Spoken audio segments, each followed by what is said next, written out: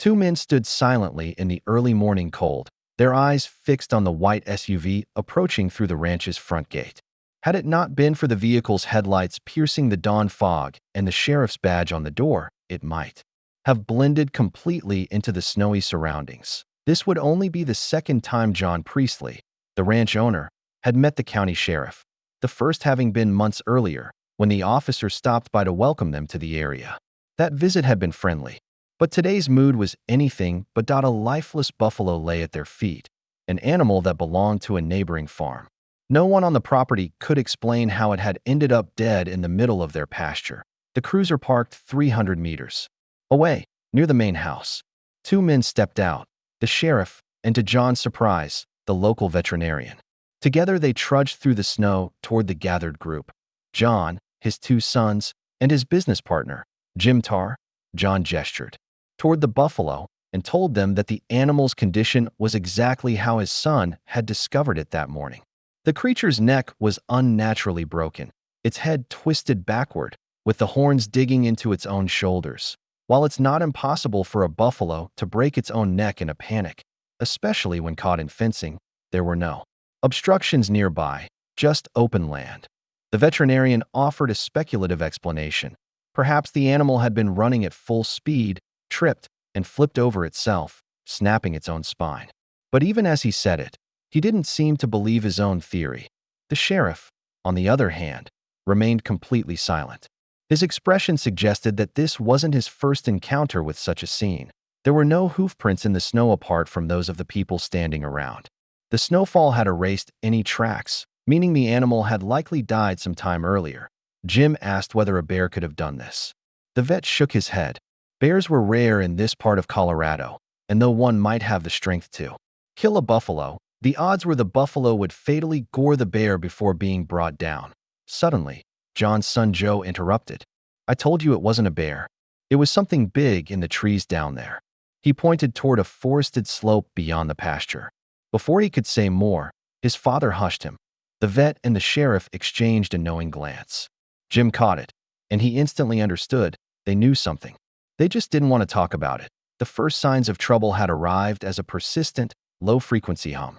It wasn't particularly loud, but it was strange, unsettling. The sound would come and go at all hours of the day and night. Sometimes it was joined by distant metallic clanking or grinding noises, like machinery muffled by walls or soil. The family hired electricians and gas technicians to inspect the property. Nothing explained the noise. The ground itself seemed to be the source. The Priestley family, an alias, had moved into the 40-acre ranch in October 1975. Located about 30 miles east of the Rocky Mountains, the land was beautiful, forested areas, wide pastures, and natural springs feeding into a quiet pond. But the property had been vacant for years, whispered about locally. Some said an entire building had vanished from it decades earlier. John, a former military man, had dismissed the talk as folklore. Pooling their resources with longtime acquaintance Jim Tarr, the family bought the land outright. Jim lived in a separate cabin on the ranch and helped with daily operations. John and his wife Barbara lived in the main house with their two teenage sons, Joe and Miles. Soon after they moved in, the hums increased in frequency, and they weren't alone. Strange figures began appearing near the tree leans, often just watching from a distance. The first major incident happened that winter. Joe had gone rabbit hunting with a friend at dawn when they discovered the dead buffalo in the pasture beyond a small hill, about 300 meters from the house. As they examined the carcass, they noticed a massive figure watching them from the trees below. The creature was massive, 7 to 8 feet tall, with a thick, broad frame. In the dim light, they couldn't make out its features. Frightened, the boys ran back to the house. Once there, they frantically described what they had seen. John and Jim immediately grabbed their guns and headed to the scene. They confirmed the buffalo's death and began looking for tracks. What they found startled them. Enormous footprints, 46 centimeters, 18 inches, long, spaced 5 feet apart. The tracks led from the forest to the pasture, circled the horse barn, and then stopped abruptly in the manure inside. Whatever had made them vanished without a trace. These towering, ape-like creatures would become a recurring phenomenon. Visitors also claimed to see them, usually standing at the forest's edge or moving across fields. One weekend, John, Barbara, and Jim attended a conference in Denver, leaving the two boys home alone. While playing near the woods, Joe and Miles heard an ear-splitting roar from the trees. They turned to see a towering beast, possibly the same one from before, burst from the pines and charged toward them. They sprinted back to the house in terror. The creature stopped at the edge of the woods, unwilling to come into the open. But once darkness fell, the boys weren't safe. They heard heavy footsteps circling the house, scratching sounds on the walls, and strange breathing just beyond the windows. The property was also plagued by unexplained lights. Initially seen at a distance, they often hovered low to the ground, glowing red, blue, green, or white. John first believed they were trespassers with lanterns or flashlights, but whenever he approached, the lights would dart away or rise vertically into the sky. One night, the family was jolted awake by the now familiar humming, but louder than ever before. As John and Barbara entered the living room, they found Jim standing at the window. They looked outside to see 9 disc-shaped objects descending from the sky and landing on a small hill near the house. Jim decided to investigate, walking toward the craft. But before he got far, Barbara was suddenly hurled backwards by an invisible force, landing on the floor. The crafts ascended and vanished moments later. Barbara wasn't physically harmed, but the emotional toll on everyone was undeniable. From then on, UFOs became a regular sight above the ranch, often seen interacting with the smaller glowing orbs. But the most disturbing encounter was still to come. Months after the disc sighting, Joe noticed a faint light on the same rise where one of the crafts had previously landed, where the ground was still dead and barren. That he and Jim drove up to investigate. The light had now shifted, glowing within the same forest where Joe had once seen the giant creature. Cautiously, they approached on foot and discovered the source, a glowing, semi-transparent cube floating a few feet above the ground, emitting a strange buzzing sound. As they drew closer, the buzzing intensified. Jim sensed it was a warning. He sent Joe back to the truck and proceeded alone. Inside the woods, the light had grown brighter.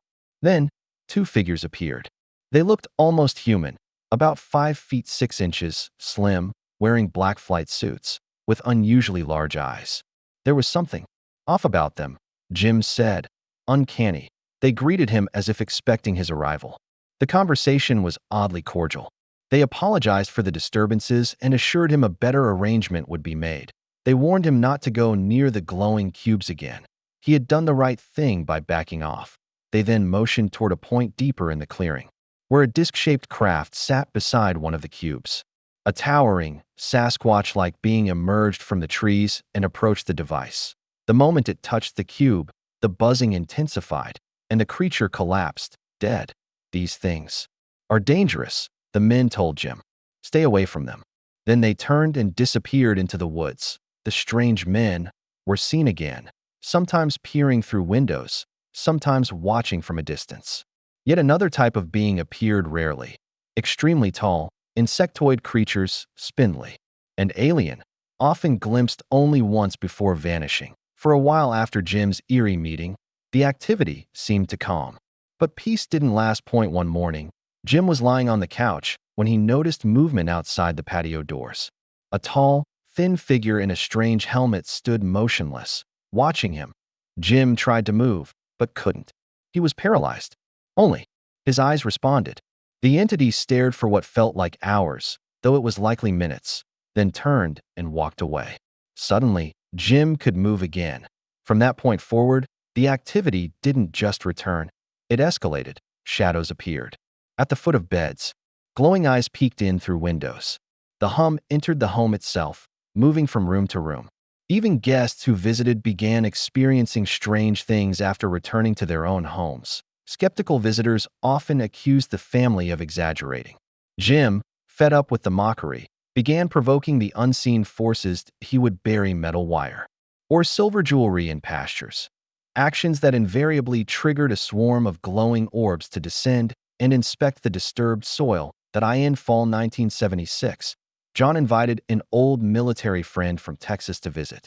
The man brought his wife and daughters to celebrate Joe's birthday. Skeptical of the stories, the guest was quick to mock the tales. That night, Jim once again tried to trigger a response, this time burying silver and copper at the top of the hill. Nothing happened at first, but at 2 a.m., the power in the house cut out. Then a terrifying, metallic voice echoed from every speaker and television in the home. It simply said, "Possession. Show you. You are not safe. Regret." Silence. Then the lights came back on. John's friend, an electronics expert, took apart every device in the house. He found no explanation.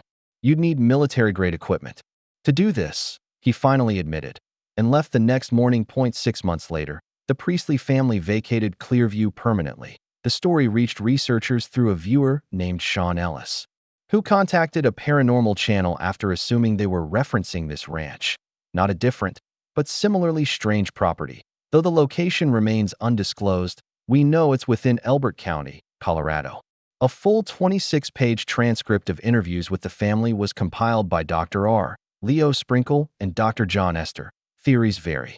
Some believe this was a secret military psychological operation, given the nearby testing grounds. Others think it was a conflict between different extraterrestrial factions, with the family caught in the crossfire. Whether the cause is alien, paranormal, or something else entirely, Clearview remains one of the strangest and most disturbing ranch encounters in modern memory.